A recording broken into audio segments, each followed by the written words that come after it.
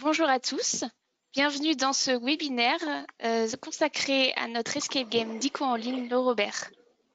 Je suis Isor de Tarlet, je travaille pour les éditions Le Robert dans l'équipe marketing et je suis aujourd'hui accompagnée de deux professeurs documentalistes, Florence Collin, formatrice à l'INSPE, formatrice documentation à l'INSPE, et Josiane de Serres, anciennement professeure documentaliste et formatrice à l'INSPE, qui aujourd'hui vient d'être nommée dans l'Académie de Martinique. Vous avez été très nombreux à vous inscrire à ce webinaire et on sait que vous cherchez en tant que professeur documentaliste des solutions pour rendre la documentation plus ludique auprès de vos élèves. On est très heureux aujourd'hui aux éditions Le Robert de vous offrir cet escape game autour de notre dictionnaire en ligne gratuit d'ICO en ligne qui vous permettra d'organiser dans vos CDI une séance collaborative et de rendre vos élèves aussi plus autonomes dans la recherche d'un dictionnaire numérique. Cet escape game s'appuie donc sur notre ressource d'ICO en ligne. C'est un dictionnaire gratuit et pour vous faciliter la mise en place de la séance dans vos CDI, je vais simplement commencer par vous montrer très rapidement comment fonctionne DICO en ligne, vous expliquer comment récupérer les ressources avant de laisser la parole aux deux professeurs documentalistes, autrices de l'escape game, qui vous donneront toutes les clés pour rentrer dans la mise en place vraiment pratique de l'escape game. Alors, je partage mon écran rapidement. Je passe sur notre site d'ICO en ligne. Voilà, vous avez ici l'URL dictionnaire.lerobert.com. Donc, DICO en ligne, je vous rappelle, c'est un dictionnaire de référence gratuit avec des contenus accessibles à tous. Il se divise en deux parties. Vous avez tout d'abord ici la partie dictionnaire avec les définitions, la conjugaison des verbes, des points de grammaire qui ont été abordés expressément pour les élèves. On peut bien sûr faire une petite recherche, par exemple coquille. Voilà. Vous verrez ici que vous avez donc la définition, la prononciation des mots, les synonymes, énormément d'exemples en fonction des définitions et un accès aussi à un dictionnaire du XVIIe siècle. Vous avez aussi des illustrations. Edico en ligne, c'est aussi un blog pensé pour donner le goût de la langue et de la langue aux élèves. Donc, c'est un blog qui est enrichi régulièrement par des linguistes et des lexicographes. Il traite beaucoup de sujets d'actualité via des vidéos, des podcasts, des articles, des sujets qui peuvent donc intéresser vos élèves et leur montrer tout l'intérêt de la langue française. Je passe maintenant sur le site d'ICO en classe. Alors, d'ICO en classe, c'est le site compagnon qui a été créé pour vous, professeurs documentalistes, pour récupérer l'ensemble des ressources qui ont été mises en place autour de DICO en ligne. Donc, vous y retrouverez par exemple ici la fiche pour votre CDI. Cette affiche vous permettra d'inviter vos élèves pour l'escape game. Elle vous a été envoyée dans un groupage cet été. Vous l'avez peut-être reçue en version papier, mais sinon ici, elle est imprimable, et téléchargeable et imprimable. Vous pouvez aussi retrouver ici toutes les ressources, donc celles qui sont liées à l'escape game et d'autres fiches pédagogiques dont on vous parlera aussi rapidement en fin de session.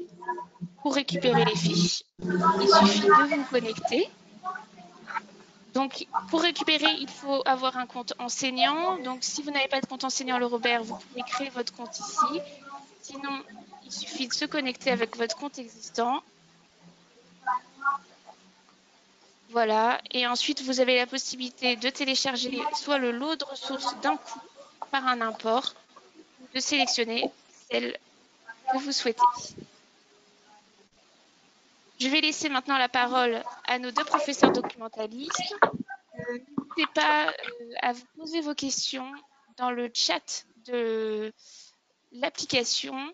On essaiera de prendre le temps en fin de session pour répondre à chacune d'entre elles. Josiane et Florence, ça va être à vous. Je suis en train de simplement essayer de faire passer le PowerPoint.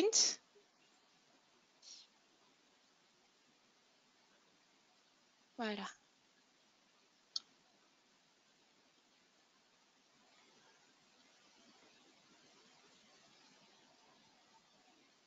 Laurence, C'est moi qui commence? c'est parti. C'est moi qui. Alors, je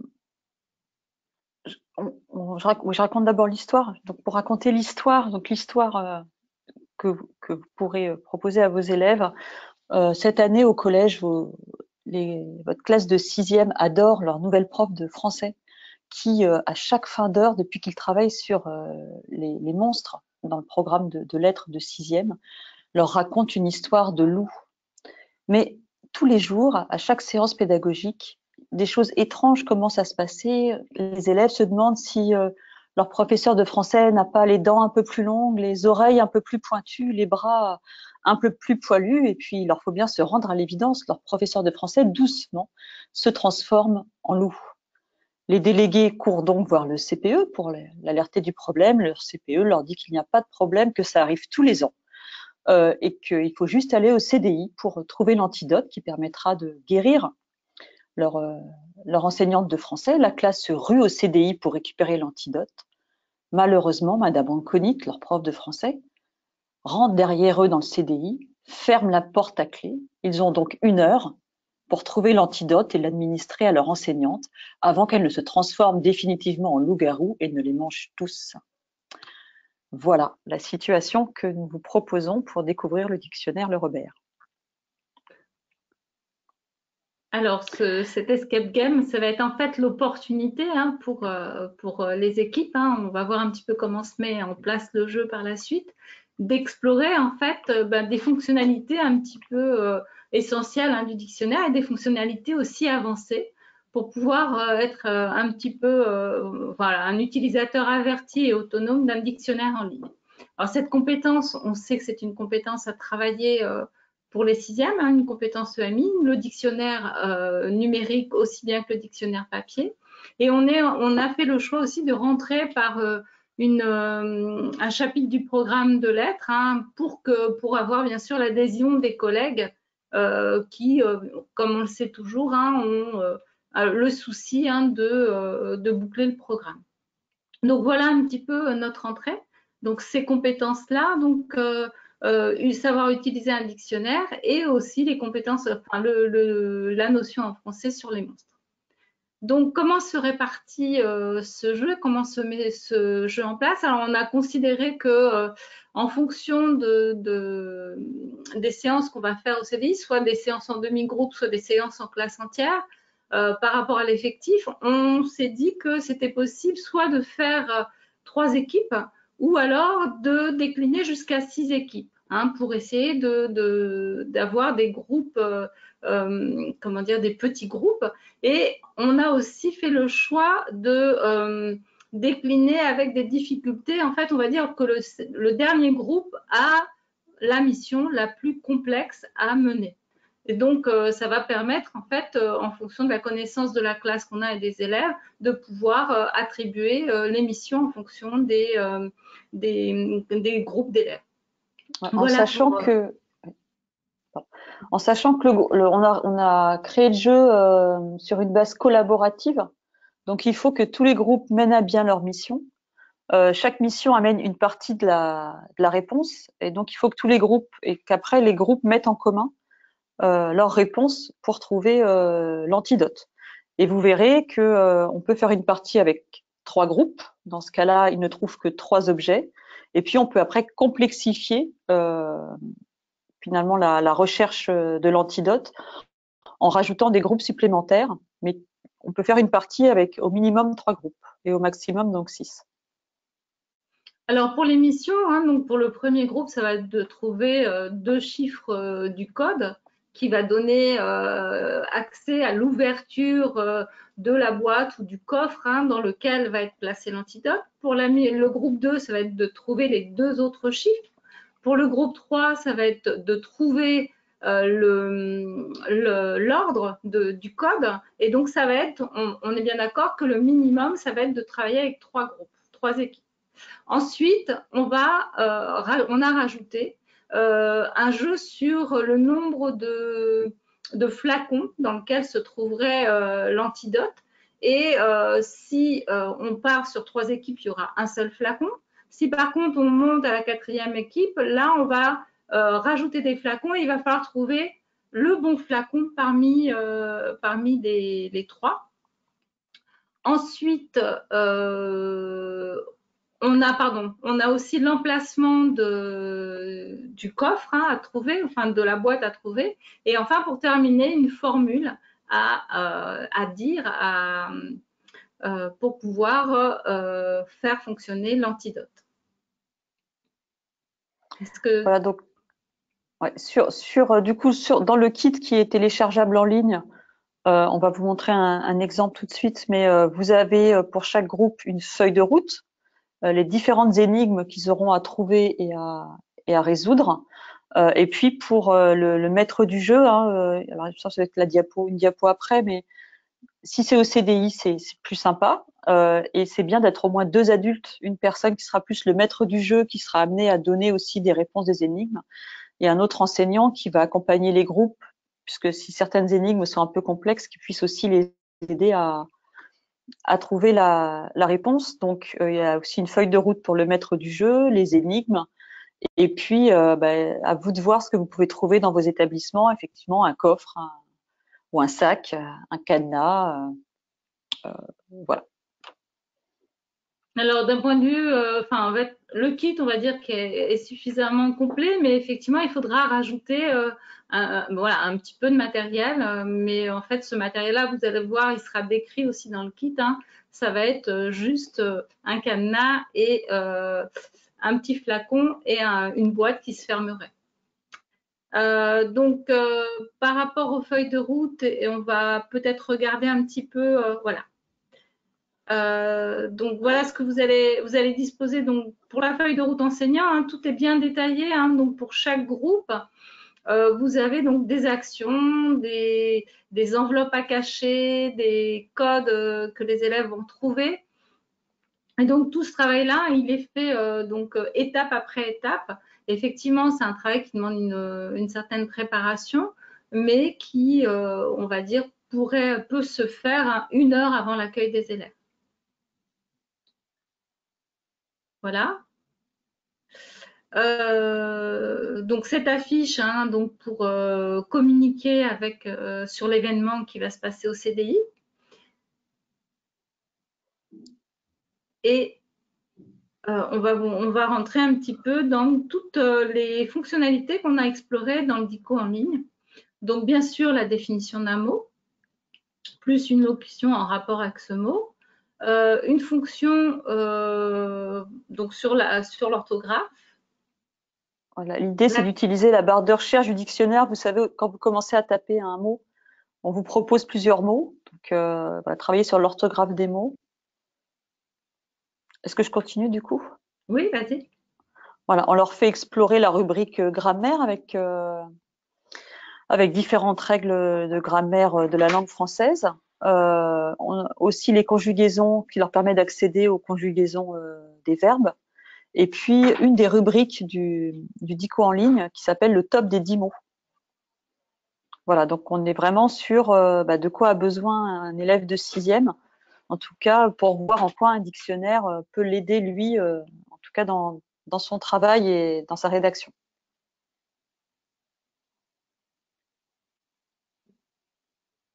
Alors, on prend un petit peu l'exemple d'une feuille de route pour le groupe 1. Donc, le groupe 1, donc tout en haut, donc la mission que le groupe doit donc accomplir. Et à chaque fois, une énigme qui va leur envoyer soit sur une enveloppe qui va contenir un message, soit sur une recherche sur ordinateur, soit sur aller voir le maître du jeu pour avoir un indice pour pouvoir continuer ou alors pour aller donner une réponse par rapport à une énigme. Donc à chaque fois, sur le côté gauche, donc des logos, des icônes qui vont retrouver systématiquement sur toutes les feuilles de route et donc voilà, qui va aider à la navigation en autonomie, même si l'aide d'un adulte supplémentaire, bien sûr, va faciliter et fluidifier le jeu. Là, vous avez, alors c'est une énigme qui est commune, celle-là, c'est la seule qui est commune pour tous les groupes, où on demande au groupe. Alors, les énigmes, enfin cette même énigme se trouve à différents moments du jeu pour les équipes, que tout le monde ne fasse pas la même chose en même temps. Mais cette énigme se retrouve à une étape de chacun des groupes. Voilà. Là, l'idée, c'est d'aller voir la définition donc du mot loup dans le dictionnaire en ligne. Ce qu'on leur demande, c'est que voilà, sur les 3 dessins qui apparaissent sur la carte, un seul n'est pas un loup. Lequel? Et ils ont besoin, après, en fonction des groupes, ou du chiffre ou de la lettre qui est inscrit au dos de la bonne carte. Je ne sais pas si vous l'avez trouvé. Pour avancer, en tout cas, une lettre ou un chiffre dont ils ont besoin pour résoudre les énigmes et avancer dans la partie. Et donc, pour pouvoir répondre à cette question, effectivement, hein, la consultation du dictionnaire avec les synonymes, ben, ça va pouvoir les aider à trouver une réponse sûre. Voilà, là c'est une autre énigme donc sur la grammaire. Donc chaque groupe a une question différente, en tout cas qui porte sur un point de grammaire différent, en fonction des différentes propositions que fait le dico en ligne.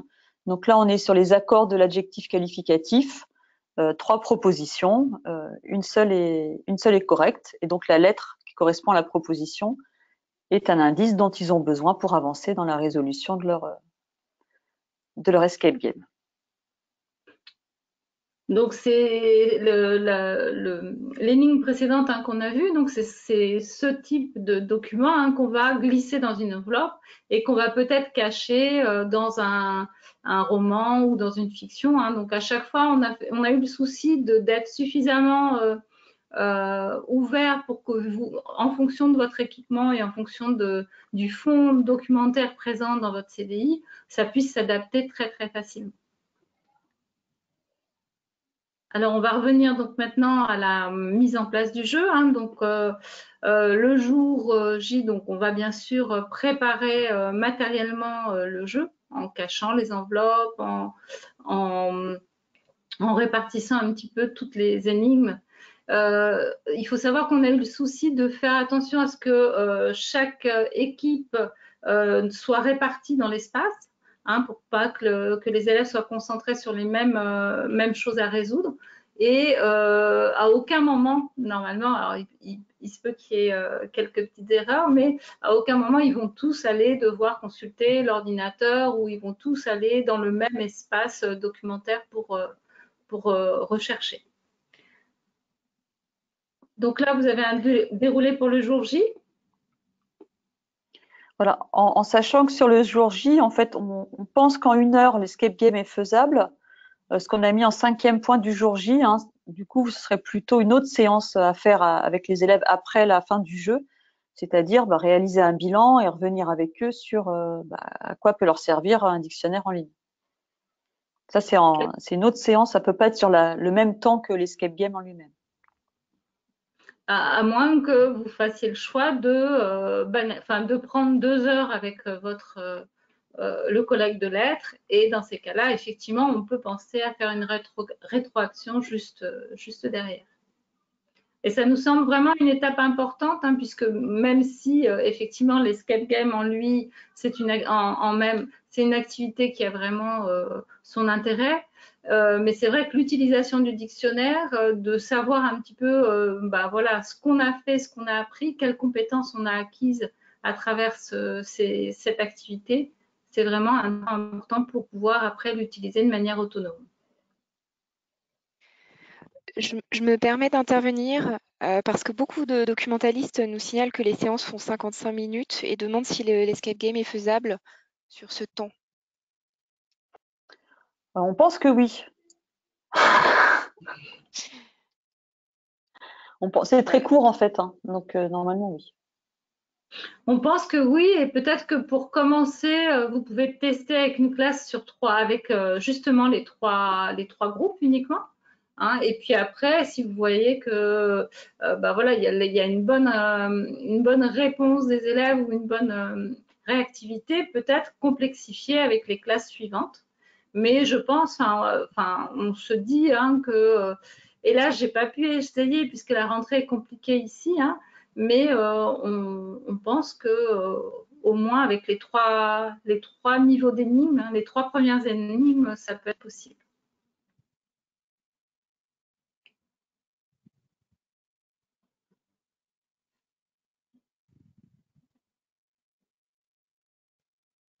Alors, voilà, ouais. Juste pour aller plus loin par rapport au dictionnaire, donc on vous a proposé aussi 2 fiches pédagogiques à télécharger, qui pourraient être réaliser un nuage de mots interactif à partir du dico en ligne, donc qui s'adresserait plus à des élèves de collège. Et puis une autre fiche sur créer un texte enrichi à partir de liens numériques qui s'adresserait plus cette fois-ci au niveau du lycée. Voilà pour nous. Oui. Et on voulait aussi vous prévenir qu'on avait organisé le site d'ICO en ligne pour que vous puissiez l'intégrer sur votre ENT. Donc, soit vous avez école directe, et dans ces cas-là, il y a une installation spécifique pour l'ajouter sur le cahier de texte. Soit vous n'avez pas école directe, et dans ces cas-là, vous pouvez l'ajouter via un snippet à télécharger. On a créé tout un mode d'emploi très précis. Vous avez l'URL minilienrobert.com/ENT qui vous donneront vraiment toutes les informations très précisément pour pouvoir l'ajouter et que les élèves puissent y accéder en un clic. Voilà, alors je vous ai aussi remis en fin de session tous les liens utiles qu'on a mentionnés dans ce webinaire. Vous avez aussi une adresse mail webinaire@lerobert.com. Vous pouvez sans problème nous envoyer toutes vos questions à la suite de ce webinaire. On essaiera d'y répondre, de prendre le temps de bien vous expliquer si vous avez des questions. Et puis surtout, on est extrêmement preneur de vos retours.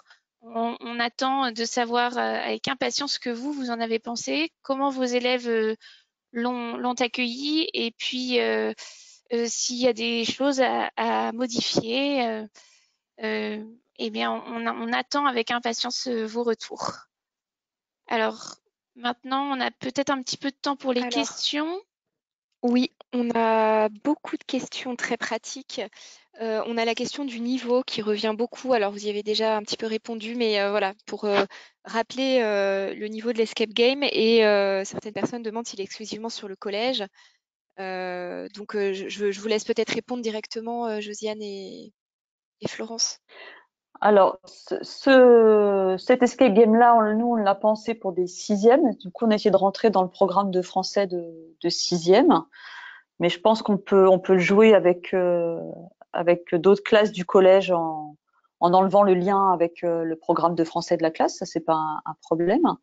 Et puis, on est en train de travailler sur un escape game plutôt niveau lycée.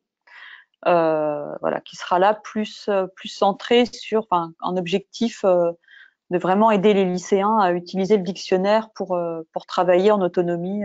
Là, du coup, la langue, la prononciation des mots et se référer aux conseils de grammaire et d'orthographe dans les écrits qu'ils auront à produire.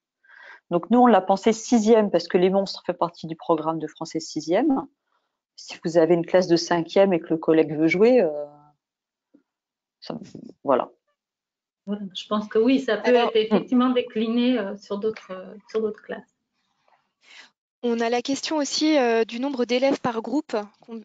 Combien d'élèves par équipe recommanderiez-vous et combien d'ordinateurs également faut-il prévoir pour utiliser DICO en ligne, bien sûr, dans le cadre du jeu? Alors, dans un monde idéal, je pense qu'il faut un ordinateur par groupe. Après, comme ils font des choses différentes et qu'ils n'ont pas tous besoin de l'ordinateur en même temps, si on a 6 groupes, je pense que c'est bien d'avoir au moins 4 ordinateurs ou 4 tablettes. Enfin, ils n'ont besoin que du DICO en ligne. Il n'y a besoin de rien d'autre. Il faut quand même quelque chose avec une connexion Internet. Oui, on peut imaginer aussi qu'avec l'exception pédagogique, on peut utiliser aussi les portables si nécessaire, Et voilà, si vraiment on est dans une situation où il n'y a aucun équipement. Mais c'est vrai que… Ouais. Après, je suppose qu'on peut vraiment, si on est limité sur les énigmes de définition, imprimer la définition et que les élèves répondent avec un support papier plutôt qu'un support numérique. Mais comme l'idée, c'est de leur apprendre à… Là, l'avantage, c'est que c'est un outil qu'ils peuvent utiliser en classe et qu'ils peuvent retrouver chez eux. Donc, c'est aussi intéressant de leur faire manipuler l'outil en direct. Ok, et le nombre d'élèves par groupe, du coup, est-ce qu'il y a une recommandation sur la taille des groupes? Alors, on pense que 3, ça peut être un minimum intéressant hein, pour l'interactivité que ça va créer. Mais on peut, voilà. Donc là, vous avez quand même 6 équipes possibles. Donc, si vous êtes en demi-groupe et que vous voulez mettre que 2 élèves par équipe, c'est tout à fait jouable. Maintenant, si vous avez des effectifs plus important, on peut aller jusqu'à des groupes de 4 à 5 élèves. Hein. C'est réalisable. Maintenant, c'est vrai qu'on sait par expérience que plus le groupe est grand, moins il va bien fonctionner. Hein, donc 3, c'est bien. Moi, je pense 3-4, c'est bien. Ouais. Alors, on nous demande également s'il est utile ou souhaitable ou impératif de faire une séance au préalable avant l'escape game sur Dico en ligne ou si l'escape game se suffit à soi-même, à lui-même. Alors, sur Dico en ligne, non. Par contre, ce qui est bien, c'est qu'il y ait une séance de présentation du CDI qui soit faite avant si c'est possible, puisqu'à un moment dans les énigmes, on va leur dire allez chercher une enveloppe qui est cachée dans le 5e livre du rayon d'histoire, par exemple. Donc, s'ils savent déjà où est le rayon histoire dans le CDI, on va gagner du temps. Voilà, c'est plutôt s'ils savent déjà comment un peu est organisé le CDI, où sont les fictions, où sont les documentaires. À un moment, on leur demande de retrouver des titres de romans. Je crois qu'il y en a un, par exemple, c'est La Belle et la Bête. S'ils ont déjà utilisé le catalogue du CDI, par exemple, ça sera un gain de temps. Après, s'ils savent pas, l'enseignant qui n'est pas maître du jeu est aussi là pour leur dire, le rayon d'histoire c'est là, les romans sont rangés par ordre alphabétique. Enfin voilà.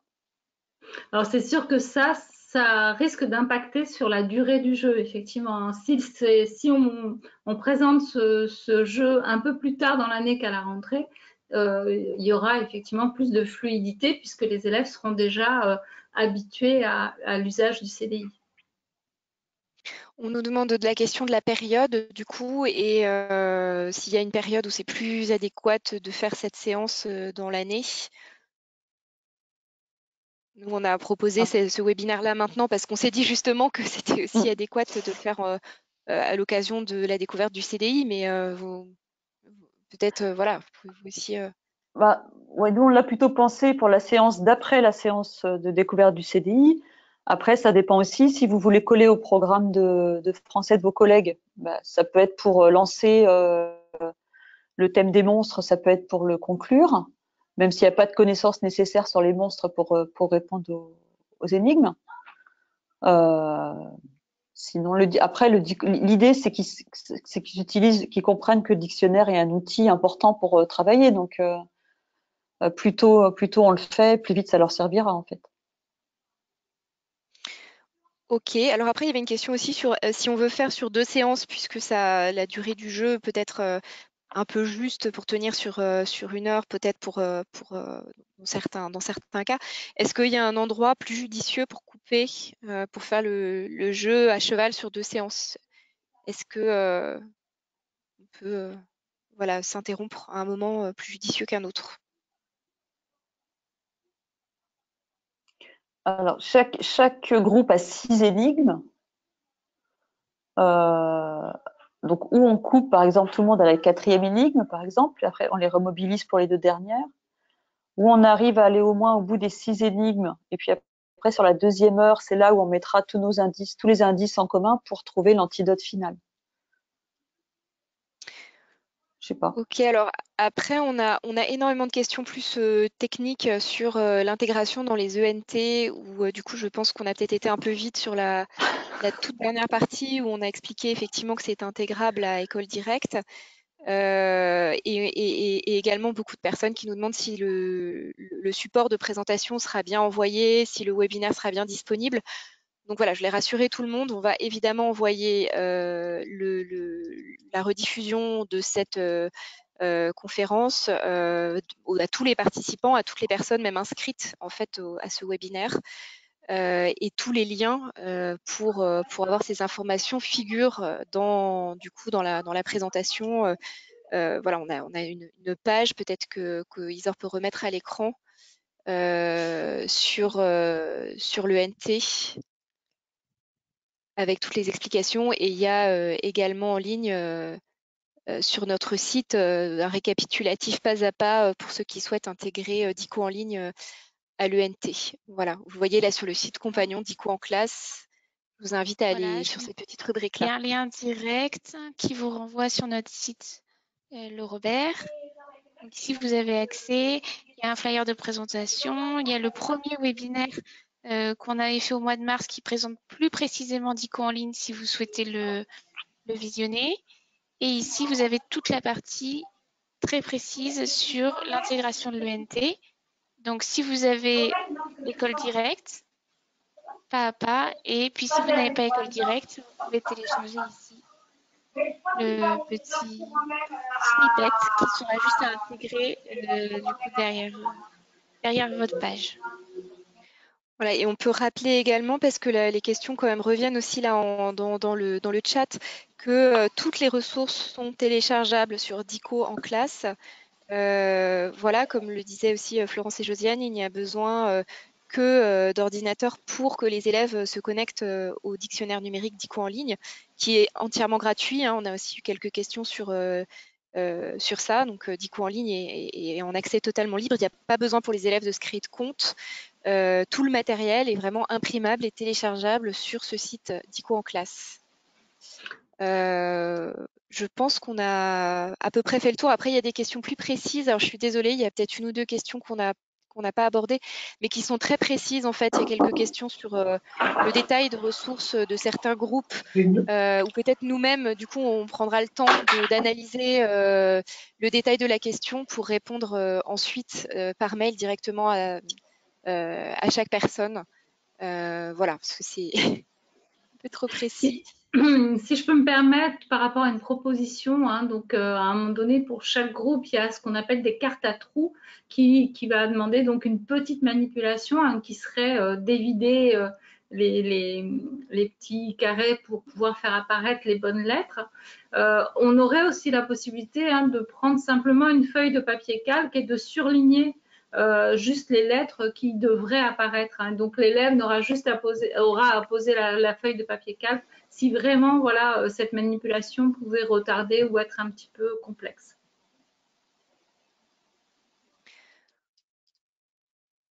Ok, bah je pense qu'on a abordé. Alors oui, il y a pas mal aussi de personnes. Alors on vous remercie qui nous signalent peut-être qu'il manquerait des dessins dans une énigme, par exemple. On note toutes vos remarques et on va précisément nous creuser et regarder, mais n'hésitez surtout pas à nous faire vos retours quand vous aurez vous-même fait cet escape game. On sera ravis d'avoir vos retours. On a évidemment accordé un grand soin à la réalisation des documents et au fait que ce soit bien faisable et qu'il ne manque rien. Mais comme c'est vraiment tout nouveau, il est possible qu'il y ait des petites choses encore à optimiser. Donc n'hésitez surtout pas à nous le signaler. Ah oui, si on s'est rendu compte qu'on avait voulu faire un peu d'humour, je crois, avec le groupe 5, où normalement à un moment les élèves ont une grille avec un code et une grille de décodage. Normalement, les énigmes précédentes leur permettent d'avoir une lettre qui correspond à une autre lettre ou un chiffre pour décaler et retrouver le titre original. Je crois que c'est dans le groupe 5, on a voulu être très maline et on a juste mis une image d'avocat, puisque si A vaut K, alors A égale K, et pour déchiffrer le code, il suffit de décaler toutes les lettres en mettant le K à la place du A. Et c'est peut-être un peu compliqué. Voilà. Donc peut-être que, en fonction des classes, peut-être il faudrait la repenser après, mais enlever l'image d'avocat et juste écrire A égale K sur un papier. Si vous pensez que c'est trop subtil pour des sixièmes. Mais vous nous direz. Vous nous direz si ça marche. Voilà. Sinon, pour les autres, c'est plus simple. Il y a juste celui-là, on a voulu changer un peu sur le groupe 5.